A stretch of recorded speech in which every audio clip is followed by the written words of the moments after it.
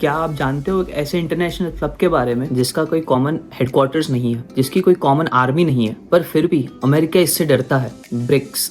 ये वर्ड तुमने न्यूज में काफी बार सुना होगा, पर क्या तुम्हें पता है ये एक आइडिया है, एक रेबेलियन है, एक अटेम्प्ट है दुनिया के फाइनेंशियल सिस्टम को कम्प्लीटली बदलने का। आज हम बात करेंगे 3 चीज की। ब्रिक्स क्या है और कैसे बना, ये जियोपॉलिटिकली अमेरिका के लिए थ्रेट कैसे है, और सबसे बड़ा सवाल, क्या ये डॉलर को रिप्लेस कर सकता है? साल 2001 गोल्डमैन सैक्स का एक इकोनॉमिस्ट जिम ओनील, उसकी एक report building better global economics brick, उसमें लिखा है ब्राजील, रशिया, इंडिया और चाइना, ये 4 देश 2050 तक G7 की इकोनॉमी से बड़ी इकोनॉमीज बन जाएंगे। ये सिर्फ एक प्रेडिक्शन था, एक आइडिया थी, पर इस आइडिया ने एक मूवमेंट को जन्म दे दिया। 2009 में रशिया के यूकेटरनबर्ग में पहली बार इन 4 देशों के लीडर्स मिलते हैं and officially brick is born.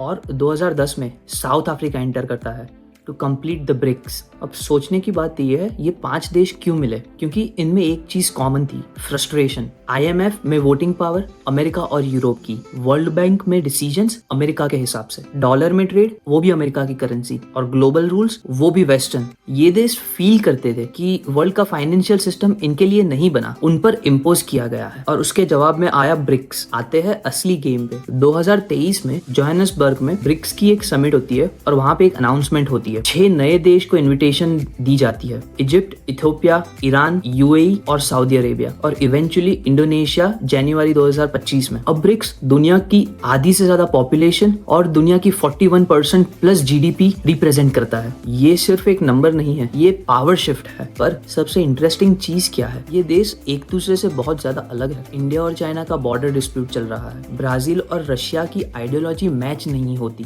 फिर भी सब एक टेबल पे बैठे हैं। क्यों? क्योंकि इनका एक कॉमन प्रॉब्लम है। ये फील करते हैं कि इंटरनेशनल इंस्टीट्यूशंस जैसे World Bank, G7, UN security council western power से डोमिनेटेड है और डेवलपिंग नेशंस के इंटरेस्ट रिप्रेजेंट नहीं करते। और फिर 2024 कजान समिट में व्लादिमीर पुतिन एक बैंक नोट लेके स्टेज पर आते हैं, एक प्रोटोटाइप, एक possible BRICS currency note. America ने इमीडिएटली नोटिस किया और नवंबर 2024 में ट्रंप ने ट्रुथ सोशल पर पोस्ट किया, 100% टैरिफ लगाने की धमकी दी उन देशों पर जो ब्रिक्स करेंसी या डॉलर अल्टरनेटिव परस्यू करेंगे। ये रिएक्शन एक चीज तो बताता है, अमेरिका को थोड़ा डर लगा था इस बात से। अमेरिका का डर समझने के लिए ये जानना जरूरी है कि डॉलर अमेरिका को क्या देता है। 1960s में फ्रांस के एक फाइनेंस मिनिस्टर वैलेरी गिस्कार्ड d'Estaing ने एक फ्रेज यूज किया, एग्जॉर्बिटेंट प्रिविलेज। मतलब अमेरिका की वो यूनिक एबिलिटी कि वो अपनी करेंसी प्रिंट करके डेफिसिट्स फाइनेंस कर सके, फॉरेन गुड्स खरीद सके, और वो balance of payments constraints face ना करे जो बाकी दुनिया के देशों को फेस करनी पड़ती है। सिंपल लैंग्वेज में अमेरिका के पास एक चीट कोड है। सोचना, अगर इंडिया को ऑयल खरीदना है तो पहले रुपीज सेल करो, डॉलर्स एक्वायर करो और तब ऑयल खरीदो। अगर जापान को ट्रेड करना है तो उसको डॉलर चाहिए, अगर ब्राजील को इंपोर्ट करना है तो भी उसको डॉलर चाहिए। और अमेरिका वो सिर्फ अपनी प्रिंटिंग प्रेस चलाता है, बाकी दुनिया को अपनी इकोनॉमी चलाने के लिए डॉलर होल्ड करना पड़ता है। और इस वजह से अमेरिका बोरो कर सकता है, इन्फ्लेशन एक्सपोर्ट कर सकता है और अपना sprawling military industrial complex finance कर सकता है। पर ये सब पॉसिबल हुआ एक डील की वजह से, एक डील जो पब्लिकली कभी अनाउंस नहीं की गई। 1973 ऑयल क्राइसिस में निक्सन ने गोल्ड स्टैंडर्ड तोड़ दिया था, डॉलर फ्री फ्लोटिंग हो गया था। लोग सोच रहे थे अब डॉलर का क्या होगा। तब अमेरिका ने सऊदी अरेबिया से एक अग्रीमेंट किया। कोर डील सिंपल थी, ऑयल सिर्फ डॉलर में बिकेगा और इसके बदले सऊदी अरेबिया को अमेरिका सिक्योरिटी और मिलिट्री प्रोटेक्शन देगा, और इसे ही पेट्रो डॉलर सिस्टम कहते हैं। इसका मतलब दुनिया में डॉलर ही कांस्टेंट है और इसी वजह से उसकी मैसिव डिमांड बनी रहती है, चाहे किसी को अमेरिका से कुछ खरीदना हो या नहीं। अमेरिका ने ऑयल के जरिए पूरी दुनिया को अपनी करेंसी का एडिक्ट बना दिया। इससे अमेरिका को 4 कॉन्क्रीट बेनिफिट्स मिलते हैं। सस्ता बोरो करना, डॉलर की स्टेटस रिजर्व की वजह से अमेरिका के बोरोइंग कॉस्ट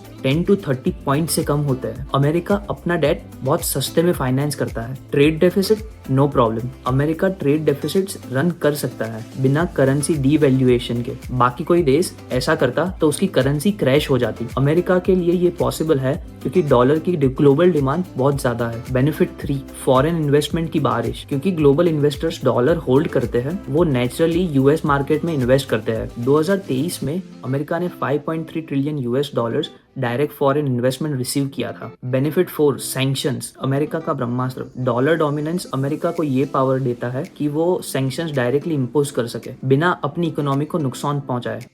बस ब्रिक्स का फाउंडिंग आइडिया यही था, अगर हम डॉलर पे डिपेंडेंट नहीं रहेंगे तो अमेरिका का ये वेपन ब्लंट हो जाएगा। और इसीलिए ब्रिक्स ने कॉन्क्रीट स्टेप्स लिए। स्टेप 1 न्यू डेवलपमेंट बैंक, जो ब्रिक्स ने 2014 में बनाया, वर्ल्ड बैंक जैसा, पर एक की डिफरेंस के साथ। एनबीडी लोकल करेंसीज में लोन देता है, डॉलर में नहीं। ये डेवलपिंग कंट्रीज को डॉलर रिलेटेड डेब्ट से बचाता है। Step 2 currency swap agreements. Brazil और चाइना ने $30 बिलियन का करेंसी स्वैप अग्रीमेंट साइन किया, जिसमें डायरेक्ट एक्सचेंज होता है ब्राजीलियन युआन और चाइनीज युआन में, बिना डॉलर को बीच में लाए। स्टेप 3 ब्रिक्स पे। 2024 कजान समिट में ब्रिक्स पे डिस्कस हुआ, एक डिसेंट्रलाइज्ड पेमेंट सिस्टम जो लोकल करेंसीज में ट्रांजैक्शन करे, स्विफ्ट को बाईपास करते हुए। Step 4 gold reserves. Central banks globally 2024 में 1045 मेट्रिक टन्स गोल्ड परचेज करती है, तीसरा कंसेक्यूटिव साल जब एनुअल परचेज 1000 टन से ज्यादा रही। पर अब मैं तुम्हें एक रियलिटी भी बताता हूँ, क्या डी डॉलराइजेशन एक्चुअल में हो रही है? युआन का स्विफ्ट पेमेंट में शेयर सिर्फ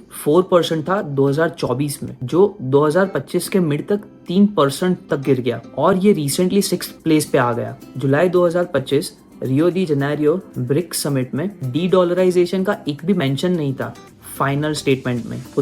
वही पुतिन ने जिसने कजान में ब्रिक्स का बैंक नोट वेव किया था, 2024 नवंबर में पब्लिकली कहा, we are not seeking to abandon the dollar. तो क्या ब्रिक्स का डी डॉलराइजेशन स्कीम फेल हो गया? नहीं, बस थोड़ा स्लो हुआ है। जो भी हो रहा है वो डॉलर का रिप्लेसमेंट नहीं, सिर्फ फाइनेंशियल डाइवर्सिफिकेशन है। एक पैरेलल इंफ्रास्ट्रक्चर बिल्ड हो रहा है। एनडीबी, ब्रिक्स पे, बाइलैटरल करेंसी एग्रीमेंट्स, ये एक रिवॉल्यूशन नहीं, इवोल्यूशन है। तो ब्रिक्स का फ्यूचर क्या है? 32 से ज्यादा देश ब्रिक्स में ज्वाइन होना चाहते हैं। ये सिग्नल है, ग्लोबल साउथ एक अल्टरनेटिव ढूंढ रहा है, एक प्रपोज्ड करेंसी जो 40% गोल्ड और 60% लोकल करेंसी से बनी हो। अभी कॉन्सेप्ट स्टेज में है, पर डिस्कशंस चल रही है और उसका नाम द यूनिट रखा है। ब्रिक्स देशों ने G20 प्रेसिडेंसीज भी कंसेक्यूटिव ईयर्स में तोड़ दी। Indonesia 2022, India 2023, Brazil 2024, South Africa 2025। ये कोइंसिडेंस नहीं है, कोऑर्डिनेशन है। और सबसे बड़ी बात ये है कि ब्रिक्स एक प्रूफ है कि ग्लोबल साउथ अब चुप नहीं रहा। डेकेड्स तक डेवलपिंग देश रूल्स फॉलो करते थे जो